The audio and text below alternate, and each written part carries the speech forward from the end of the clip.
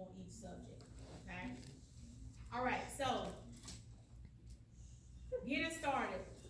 You said you already have your topic, okay? So what I want you to do is I want you to think about what type of keywords would help you when you get ready to go to these databases, okay? Because that definitely affects the type of results you all will receive, especially when you're searching databases like Galileo, because it's a lot more expansive.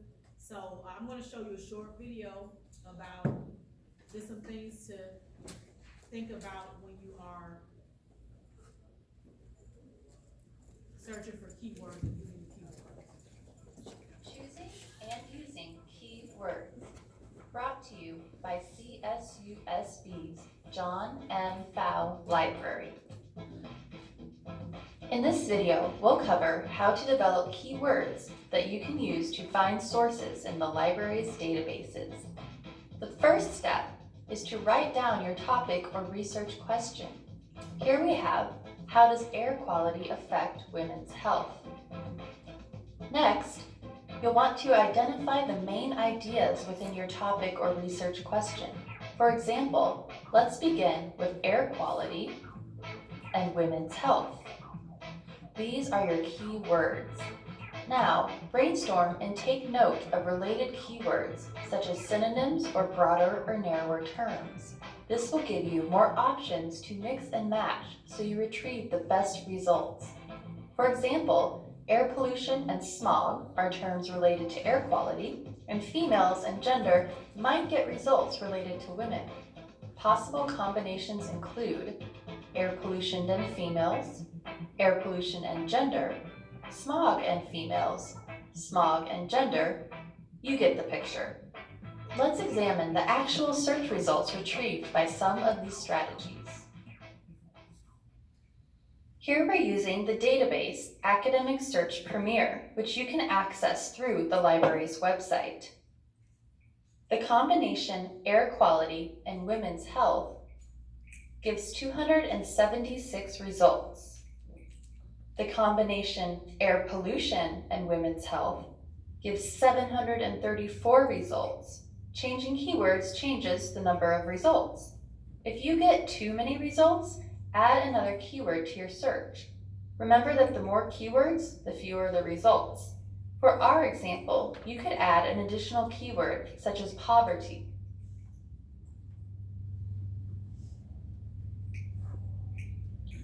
This combination, air pollution and women's health and poverty, cuts it down to 14 results. Remember that brainstorming keywords is an important initial step in the research process. However, you might find that you'll need to revisit and change up your keywords based on what you find in the databases. For example, here I see the term ozone pollution. This would also make a great keyword to use. All right, so this is what I want you to do. I want you, on the handout that I gave you, I want you to jot down what your topic is. And then what you're going to do is you're going to, on Nearpod,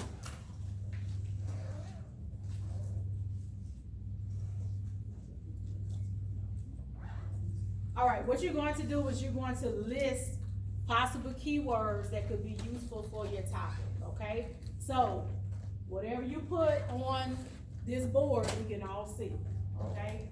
So, don't put anything crazy on here, okay? But think about what your topic is, and then I want you to jot down on Nearpod some sample keywords that you can use for your topic, okay? So you may try different combinations, okay? You may try, like they said in the example, you may try ozone pollution and women, or maybe use a synonym for women, like maybe females or gender or girls, okay? So you're gonna put it on there.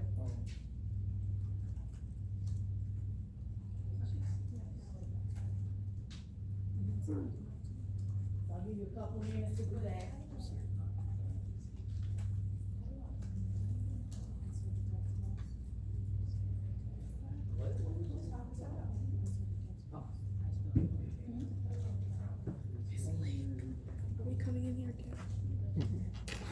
Okay,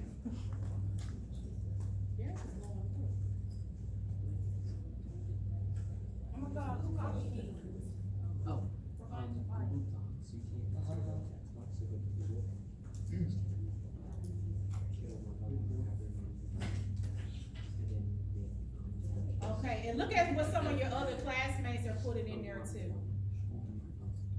Look at how what their thought process is. Now, for some of you, I just see one or two keywords. Is that all you came up with out of your topic sentence? Think about some synonyms that you would add to that. Okay, so like Matthew, you have art history. What are some other keywords that you can come up with? Oh, you put some others? Okay. Got you.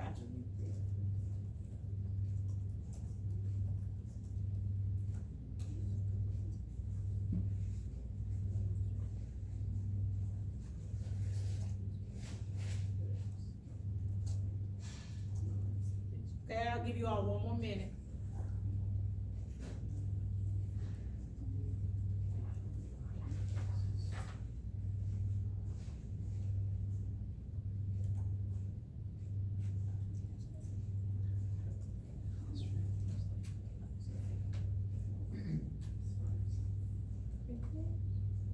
All right, did everyone put in something? Try refreshing it.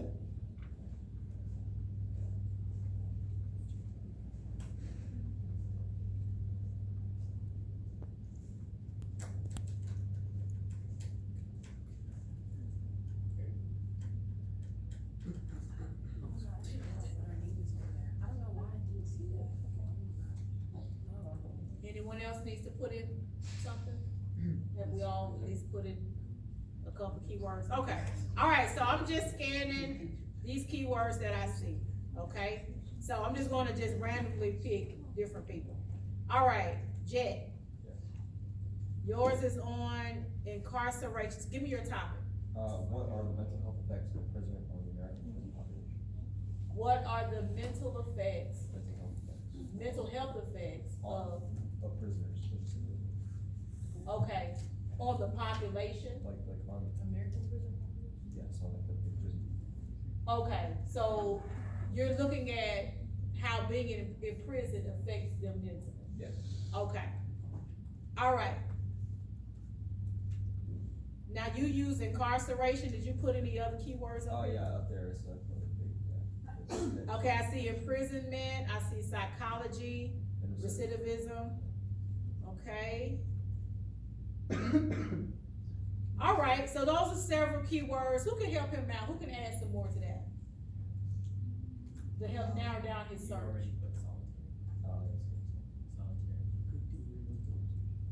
Arbitrage. Because how many pages is this assignment? How lengthy is this assignment? 4,000 to 5,000 words. Okay, 1,000 to 5,000 words, okay? So if you're looking at imprisonment, mental health effects, are you looking at, I guess you would need to find, information on, because you have some prisoners that had mental health issues before they got in prison, okay? So it just. It's a good point. Exacerbated. Some of them are in prison because of mental health issues, Mm. okay? Oh yeah.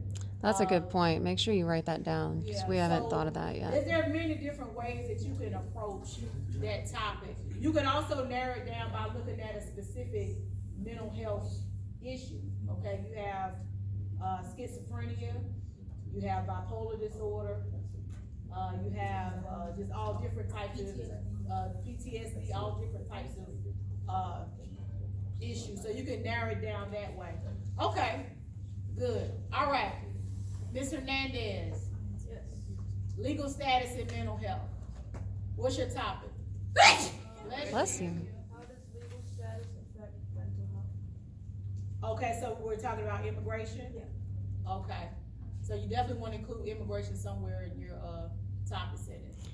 Janelle, didn't you narrow yours down to specifically immigrants from Mexico too? Undocumented, Mexican immigrants. Right. Right. Who can give Janelle some additional keywords that she can use in her search that may help her narrow down her search and give a better result? Anyone? Just think about her topic. Okay, the asylum is another keyword. I don't know if it's a better word for me, but like conflicting identities. Like maybe being in a state that doesn't accept you and also being Mexican, how that plays out. Dealing with just different cultures, a culture shock basically, you know. I don't know, I feel it's a word for me. Are you I'm thinking sure it is. assimilation? Assimilation, yes, Yeah, that's, yes. All right, I'm gonna choose one more. yeah, that's definitely the word.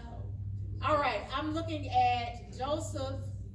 I see hours and time, and I see school days. Okay, what's your topic? In school. What are the effects of 4-day school week on students and parents? Students and parents. Okay, so how would you narrow that down? You could talk about how it affects almost, because you're still gonna have a 40-hour school week, how it affects the parents' schedule with work and stuff, how it affects the students' ability to learn in a more consolidated week. Okay. So what are some other keywords that we could include? We've been having a little dad issues since, renovation, so this, they're like our friends here now. Okay. Yes, go ahead. Charter school, there are some charter. Oh, that's a big. Do you have on some perfume? Okay, attracted to something on there. You're asking for it then. You said charter schools is one, That's a fly. or maybe private schools? Yes, charter school and private school, because there are some schools that do shorten the week for some students. Okay. Okay, so you can look at some schools that are, some, school districts that are already doing that, okay? All right.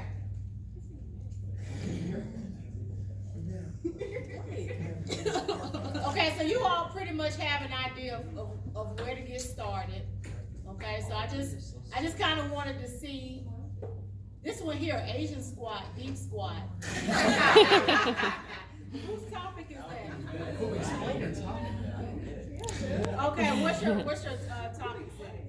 So basically, when I was doing my research, I found out that there's little to almost no scientific research on Asian squats and like the factors of it. Like You might need to back up, Vu, and explain to her what you mean by Asian squat. so first off, an Asian squat is when people squat down with your heels staying on the floor. Because most in Western society, when people squat, their heels go up, right? Okay. But like, so some people, since they're not used to it, they can't squat like with their heels staying on the ground. So like, Okay. how come like Bella, when she tried, Bella's not here. Mm-mm. She's not here, but she fell. Like she would fall and like she could never do it, no matter how hard she tried. Mhm. So like, how come only some people can do it and some people can't? Like, what are the biological factors behind that? Oh, interesting. That's what I said. I'll be interested to see if you find what information you find. Okay. All right. I love how deep squat is. All right, I'm gonna choose one more because I'm just interested in some of these keywords I'm saying. Okay, I see pedagogy. What's your topic, Leslie? It's just, my topic's pretty broad right now. It's just basically how our society is contributing to like over-education and stress culture, especially in the education system. Okay, Mostly into teaching. got you. Okay, and what you'll see when you all start searching, and you all, are pretty, I would put you all further along the spectrum compared to, some of the students that come in here and, research is very new to them. So, you all pretty much know that once you start searching those databases, sometimes you go this way, sometimes you go that way, sometimes you narrow your topic down, sometimes you make it more broad, just based on the information that's out there, okay? All right, so, quickly, looking at peer-reviewed articles in, academic journals, you know what a peer-reviewed article is? Yes. What does that mean?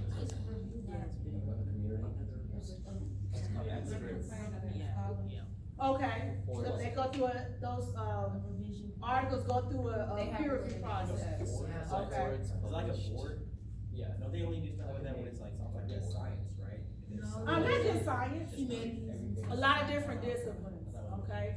And, next year when you all are in college, you'll probably, deal a lot with academic journals.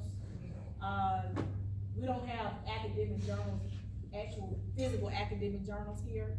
I know when I was an undergrad, there was a specific room where you go and they would have actual the print of the academic journals, okay?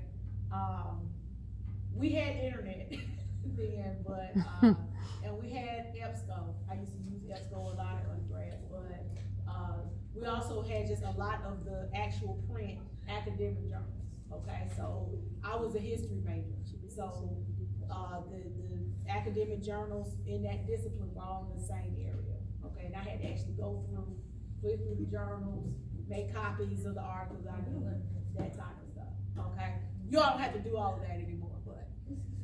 All right, so, looking at JSTOR,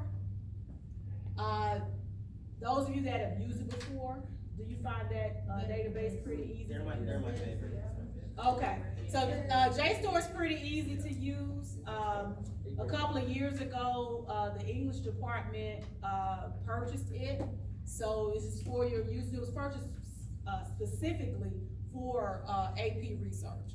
So many of our other classes, even though I show them JSTOR, they don't use it as much as they may use Gale, or Galileo, okay? But JSTOR is good because, it includes those peer-reviewed articles. So you don't have to ask yourself a lot of questions when you're finding things, okay, is this peer reviewed?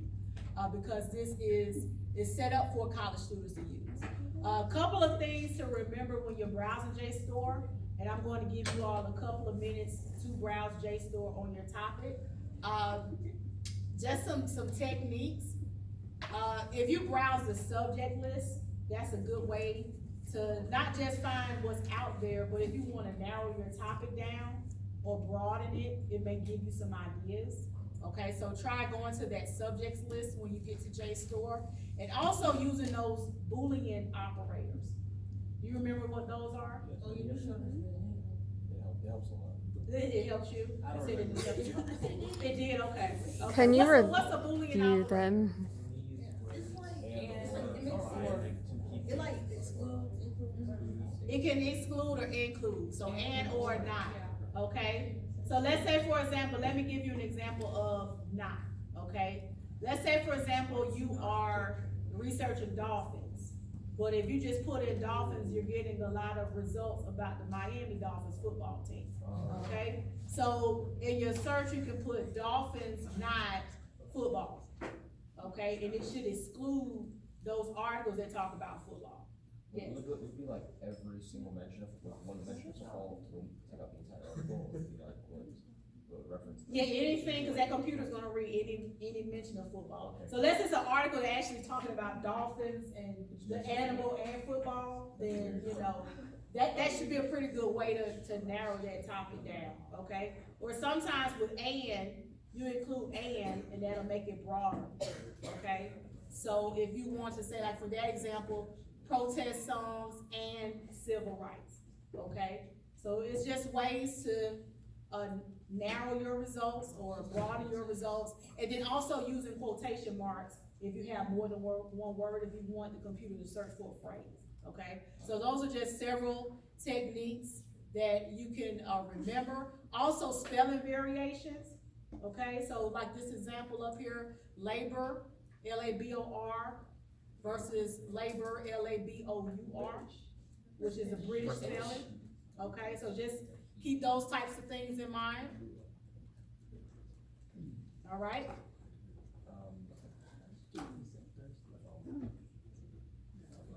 And then also, the advanced search option will also really help you refine and narrow down that search, okay? So you can search within, let's say, for example, you find a publication that you really like, okay? Or maybe you find an author a scholar in that discipline and you wanna find more of their work, okay? If you go to the advanced search option, you can really narrow it down by publication or by author, okay?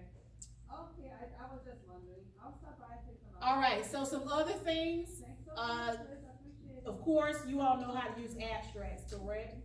Abstracts are really good for just getting a summary of what that article is. Publication date, you wanna get the most recent information you can get, okay? Again, I already talked about influential articles, influential authors. So one thing you'll notice, especially about a specific topic, you may find that that author has written several things and is probably an expert in that discipline, okay? So once you find that, then, you know, it's just as simple as putting in that author's information, you can find other articles that they may have written on that topic, okay? All right. So JSTOR, go ahead and open up JSTOR for me.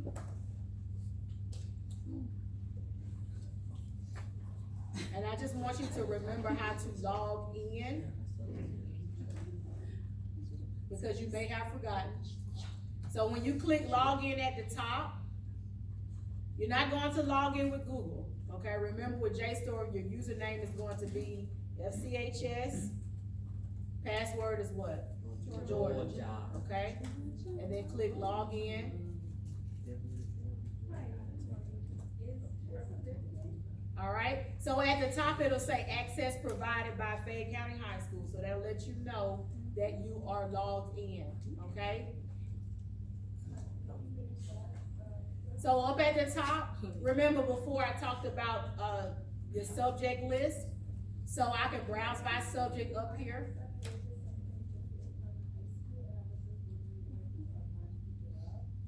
And this is really good if you need to work on your topic settings, okay? So if you browse by subject and you kind of get into the area of what you are researching, I'm just gonna randomly pick one. Just based off of some of the things I heard, okay, education. So I'm going to select education.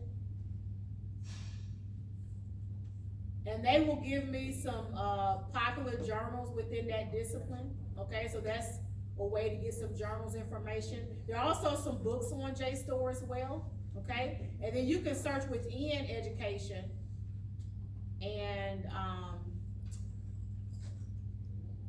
Jed, is it Jed? What's your name? I get you mixed up for some reason. Joseph, okay, Joseph, give me your keywords again. Education, stuff like that. School week. Let's say, okay, we'll do school week. Cause I'm interested in seeing what's gonna pop up. Did I do that? Okay, so I'm gonna put in school week, I'm gonna put that in quotes.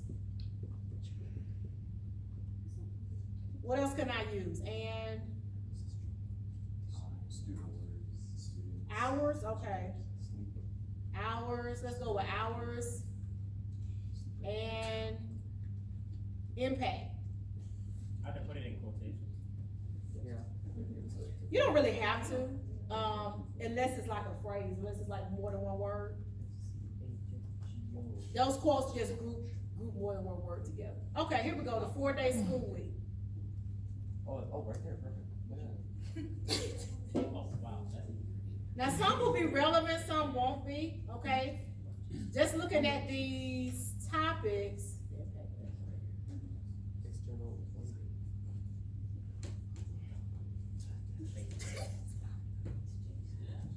It's really this first one that looks like it's most relevant. But the good thing about this one is that, okay, this one talks specifically about the 4-day school week, but you can also maybe use some of these other keywords over here, like school adjustment. Maybe that'll give you some more hits. Of course, you want them in English, so you're gonna have to, refine your searches so you only get English articles. All right. So I would say that that first one was dead on. The other ones, that means you're gonna have to do a little bit more searching or, you know, play around with your keywords, okay?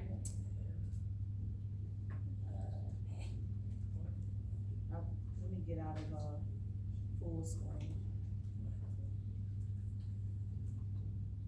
Okay, I wanna get out of full screen, escape. I'm glad this happens to other people too. Okay, there we go. All right. So Oh, that's in Spanish. you can download the PDF. You can cite the item. Is that like? Okay. Of course, you want to make sure that you're using the correct citation format. If you try to save an article, it'll go to a temporary workspace, but it's not like Gale where you're connected to your Google Drive. So you may save it and then you may not be able to go to that workspace and find it. So what I would do is open it up and then go to share and just send it to your email. Okay? But if you download it, you download the PDF, it'll go to your Google Drive. Okay? Questions about JSTOR? All right. Okay, so with Galileo, I want to quickly go through this because I don't want us to waste time.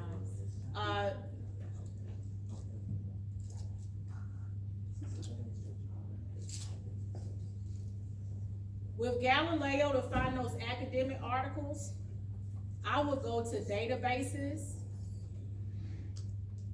and there are certain ones like EBSCO and Academic Search Complete. You may want to jot that down. EBSCO. EBSCO databases. That's a good database to get directly to those academic journals, if that's specifically what you're looking for. So when I go to EBSCO, it's going to ask me to select a resource. And so you have some that are like subject specific. So if you have a specific subject like business or psychology, you may want to browse those collections. Or you can just go to the general EBSCO host database, okay? And then just click continue. All right, and this is where you can put in your keywords, okay? You can also, from the Galileo homepage, search from this search bar, okay? So if I put in this same keywords, school week,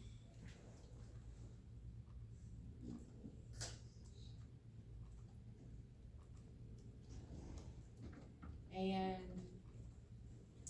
what else did I say? Hours and impact. All right. Cross our fingers.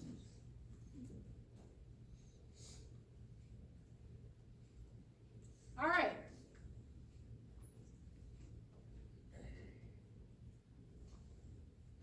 So the first one, this is another article, the shortening the school week impact student performance. Okay, so there's one more. How many sources do you need? more than just two. Okay. So you're really gonna have to see what's out there, because I'm noticing just from the two places that we went to, or you're gonna have to maybe use some different keywords. Okay, so it may take you a little while. All right. Now with Galileo, let me open up this article here. It'll give me the journal, the source where it comes from. It gives me descriptors. Here's one that says school schedule. So I'm gonna click on that one and see if I can find something relevant.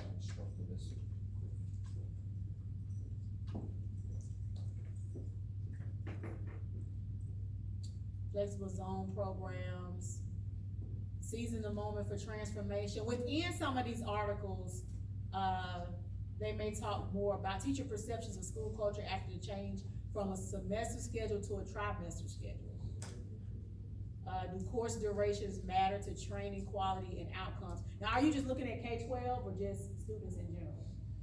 Probably K-12. K-12, so you would wanna put that somewhere in your, keywords, so you won't get, college students and higher ed specific articles, okay?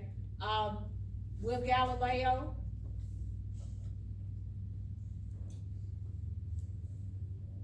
you can just send it to your Google Drive, okay? You need to cite it, just go to cite.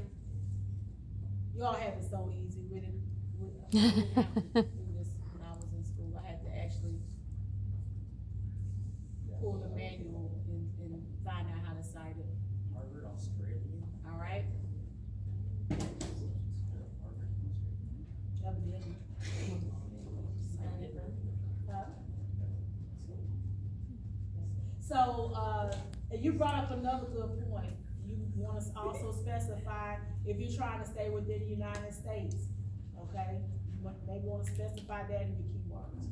Because these are articles that are published universities around the world. Is there a limit to keywords? No, and you can just, however many keywords you wanna put in, however many combinations. But the thing to remember about researching this is that it takes time, okay? You all know that. I'm preaching to the choir today, okay? Some of my other classes, in 5 minutes, they want all their source, all their, information right there. And if it's not there, I don't see it. It's nothing on my topic, that's what I mean. So, you all know that this can be a lengthy process, okay? All right, so one more source I wanna show you that you're not as familiar with is Salem Press Online. And so, these are, and the password is, on the handout I gave you. Is that an extra password? EBSCO is powered through Galileo. Okay. So if you're, pulling up EBSCO at home, just put in that Galileo password. But you're gonna access it through Galileo. That's how we have access to EBSCO, through Galileo.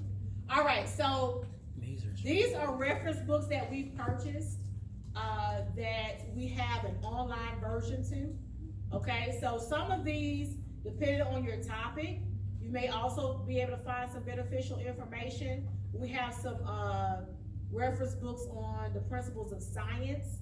So you have anything, like we have this book here, Principles of Sustainability.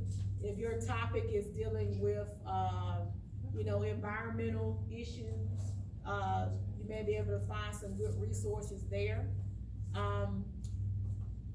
You can search by subject index, or you can just type in keywords right up here where it says the search bar, okay? But just browsing our subject index, we have a lot of just different resources here. We have some on gay rights, immigration. Here's one, issues in U.S. immigration. Yes, Okay, this is the Salem Press. And so I can go through here, I can search, put in keywords up here at the top, okay? And so this is a reference book dealing with issues in U.S. immigration. So I actually have the print version on the shelf, okay? So this is the online version. So I would definitely come over here as well and try to find what I need, okay? And this one is pretty extensive. This deals with all types of immigrants, okay? You wanted to specifically focus on Mexicans, right?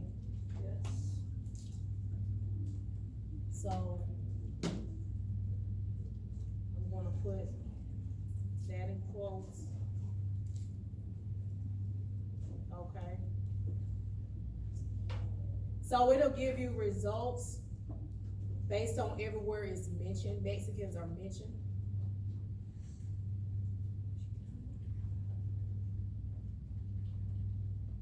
I'm sure in your paper, you're gonna wanna give some context and historical context.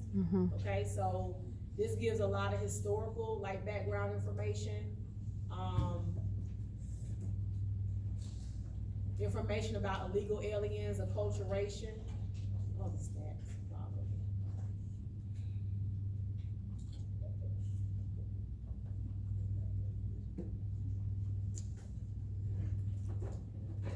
So when I access this article, it gives me a definition of what generational acculturation is.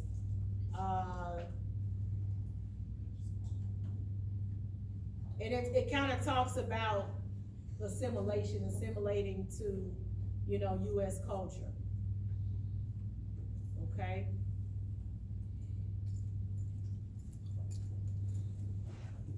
Also, guys, when you go to your articles, I would always look at the reference list that the author uses. Okay, so that can give you some good ideas of some different places to look. You may be able to find some of these articles online or in Galileo or in JSTOR, okay? You may be able to even find it on Google Scholar, if you're familiar with Google Scholar, okay? And then also at the top, at the bottom, again, this is how you cite it. Of course, you need your hanging indent there, but this is the citation in Malay style. Questions? You can also save this to your Google Drive. All right, so we have about 10 minutes. So I'm gonna give you time to really dive in. I know you're just bubbling with anticipation. So I'll be walking around, and if you need any help, just let me know.